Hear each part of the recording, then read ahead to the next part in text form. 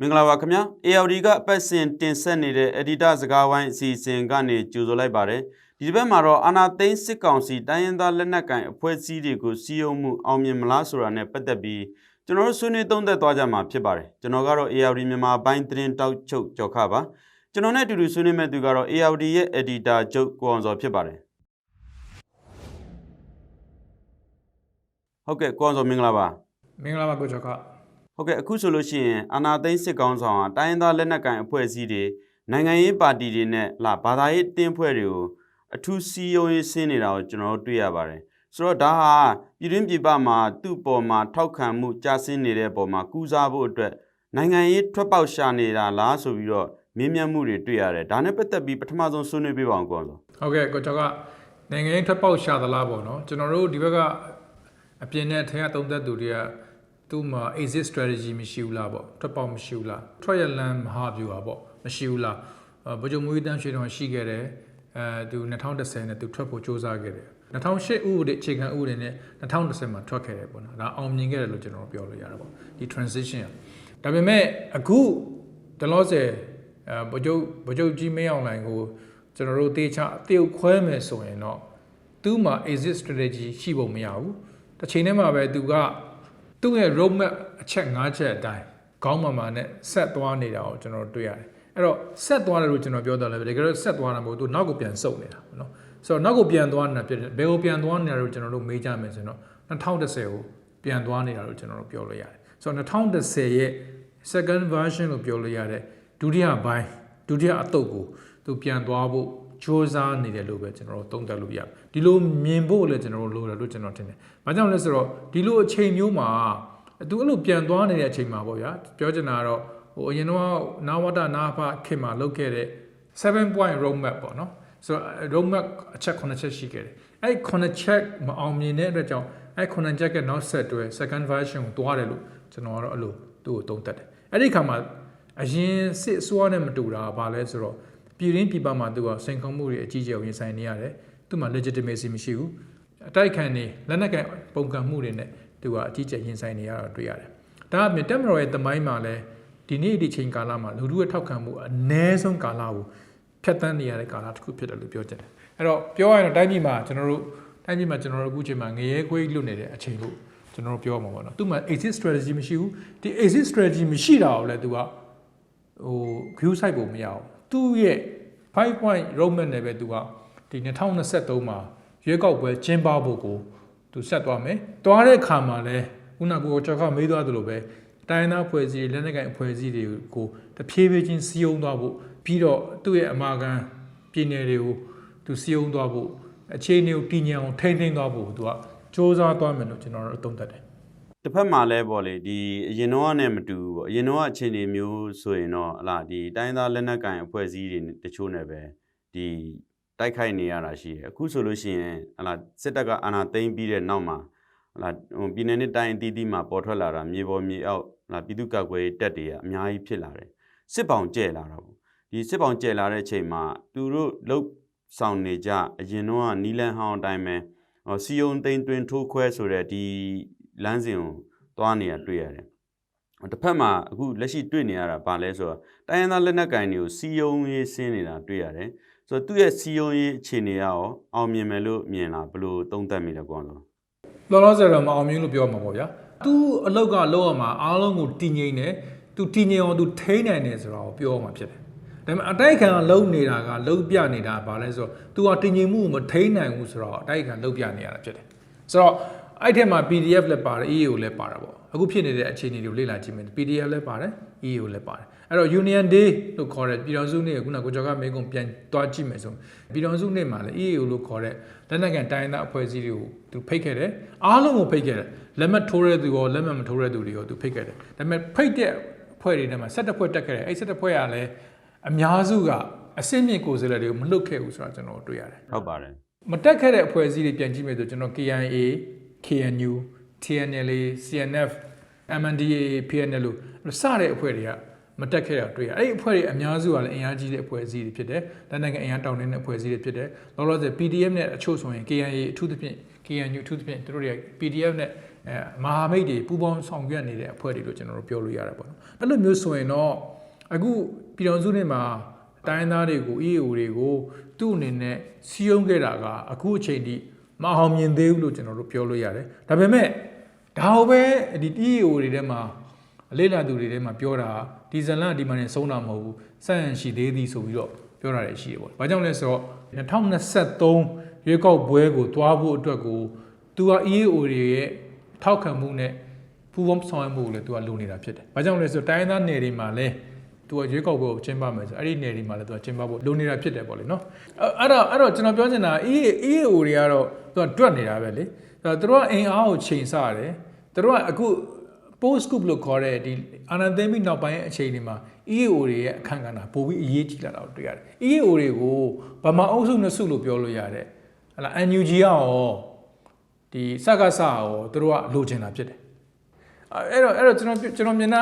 EAO တွေအနေနဲ့ကတာတဲ့မြင်းကိုသူကတော့လောင်းမှာပဲသူကတော့သူ့ဘက်ကအင်အားပို့ပြီးကြီးလာတဲ့ဘက်ကိုသူကတော့သူ့ရဲ့အချိုးစီးပွားနဲ့ချိန်ထိုးပြီးတော့သူကအလယ်ကနေပြီးတော့ဘယ်ဘက်ကိုဘယ်မြင်းကိုလောင်းအောင်မလဲဆိုတော့သူကသွားနိုင်တဲ့ EAO တွေရှိတယ်လို့ကျွန်တော်ကတော့ထင်တယ်အဲ့မှာနှစ်ခုသွားတွေ့တယ်တစ်ခုကတော့ EAO တွေထဲမှာ pragmatic လို့ခေါ်တဲ့လက်တွေ့ကြဟဲ့လားလက်တွေ့ကြပူးပေါင်းဆောင်ရွက်တာမျိုးပေါ့နော်ကျွန်တော်တို့ပြီးခဲ့တဲ့ပြည်တော်စုနေမှာဆိုရင် AA ကနေပြီးတော့နိုင်ငံရေးမှုလွတ်တယ်အဲ့ဒါမျိုးတွေပေါ့နော်ဒီတစ်ဖက်နဲ့တစ်ဖက်အချင်းသားလဲမှုကိစ္စကိုသူတို့အောင်မြင်အောင်ဆောင်ရွက်ခဲ့တယ်ဒါကလက်တွေ့ကြအခြေအနေမှန်ကိုသူတို့သုံးသက်ပြီးတော့ဆောင်ရွက်တာလို့ကျွန်တော်တို့နားလည်ထားတယ်တစ်ချိန်တည်းမှာပဲ principle လို့ခေါ်တဲ့မူရကျင့်ဝတ်ရအဲ့ပုံမှာအခြေခံပြီးချင်းကပ်တဲ့ EAO တွေလည်းရှိတယ်ဆိုတော့ကျွန်တော်တွေ့ရတယ်အဲ့တော့ပြောချင်တာနှစ်ပေါင်း30 40 50မှာနိုင်ငံရေးရတိုက်ခဲ့တဲ့စီးရေးရတိုက်ခဲ့တဲ့ EAO တွေကမြန်မာစစ်တပ်ကဘာလဲဆိုတာကိုသူတို့ကကောင်းကောင်းလေ့လာပြီးသားလို့ကျွန်တော်ကတော့အဲ့လိုပဲသုံးသပ်တယ်အဲ့ဒီအခါမှာတော့ဒီအတွေ့အကြုံများတဲ့ EAO တွေဖြစ်တဲ့အတွက်ကြောင့်ကျွန်တော်ထင်တယ်မြင်းလောင်းတဲ့သူတွေလိုပဲသူတို့ကနိုင်တဲ့ဘက်ကိုပဲလောင်းမှာပဲလို့ကျွန်တော်ကအဲ့လိုသုံးသပ်တယ် EAO တွေကတကယ်လို့များစကားစနဲ့စစ်ကောင်စီနဲ့ပေါင်းမယ်ဆိုရင်သူတို့ပြည်သူတွေရောသူတို့တိုင်းသားလူထုပြည်သူတွေရောသူတို့လက်ခံမှာမလားလို့ကျွန်တော်မေးခွန်းထုတ်ဆရာရှိတယ်တကယ်တော့သူတို့တိုင်းသားပြည်သူတွေကလည်းအဲ့လိုစစ်ကောင်စီနဲ့ပေါင်းမှဆိုလက်ခံမှာမဟုတ်ဆိုတော့ကျွန်တော်တွေ့ရတယ်အဲ့လိုဆို NUG CRPH ကဘယ်လိုလဲပြန်ကြည့်မယ်ဆို NUG CRPH မှာ Federal နဲ့ပတ်သက်ပြီးတော့တရားဝင်မှုလို့ခေါ်တဲ့ legitimacy နဲ့ပတ်သက်ပြီးတော့နိုင်ငံတကာရဲ့လက်ခံမှုဆိုတဲ့ကိစ္စတွေမှာရောအဲ့ကိစ္စတွေမှာကြတော့ NUG CRPH မှာကြတော့အပေါင်းလက္ခဏာတွေရှိတယ်ဆိုတော့ EAO တွေသိတယ်လို့ကျွန်တော်ထင်ပါတယ်ဟုတ်ကဲ့ပြည်ထောင်စုနေ့ကိုတက်တဲ့အခြေအနေကိုကျွန်တော်တို့ကြည့်ပြီးသုံးသပ်မယ်ဆိုရင်တော့သူတို့ဘိုင်းတွေတက်မယ်လို့ခန့်မှန်းထားတဲ့ ABSDF လို့ PNLO လို့အဖွဲ့အစည်းတွေကလုံးဝမတက်တာတွေ့ရတယ်တက်တဲ့အဖွဲ့တွေထဲမှာဆိုလို့ရှိရင်လည်းဟလားဒီအဖွဲ့တေးသေးလေးတွေတချို့ကလွဲလို့ဒီအဖွဲ့ကြီးတော်တော်များများမိတ်မပြတ်ဆက်ဆံရေးဖြစ်အောင်ဒီတာမန် level တွေကိုလွှတ်လိုက်ကြတာကိုတွေ့ရတယ်ဆိုတော့ခြုံပြောမယ်ဆိုလို့ရှိရင်ဒီစစ်ကောင်စီကိုထောက်ခံမှုမရှိဘူးမိမပြတ်တဲ့အဆင့်လောက်ကိုပဲလွတ်ပေးတာကိုကျွန်တော်တွေ့ရတယ်ဒီဟာသူ့အတွက်ကတော့တော်တော်အခြေအနေဆိုးဆိုးဝါးဝါးကိုပြနေတဲ့ဆိုင်းလို့ပြောလို့ရတာပေါ့နော်ခုနအသေးလေးတွေထဲမှာလည်းတချို့ဆိုလို့ရှိရင်အဖွဲ့အစည်းတွင်းမှာနှစ်ဖွဲ့ကွဲနေတယ် ALP လို့အခြေအနေမျိုးပေါ့နှစ်ဖွဲ့ကွဲနေတယ်ကွဲနေတဲ့အဖွဲ့ကဒီမန်ဒတ်တိုင်တက်ပြမှသူတို့အဖွဲ့ရဲ့ခေါင်းဆောင်တွေဆိုတဲ့ပုံစံမျိုးဖြစ်တဲ့အနေအထားမှာလာတက်ကြတာတွေလည်းရှိတယ်ဆိုတော့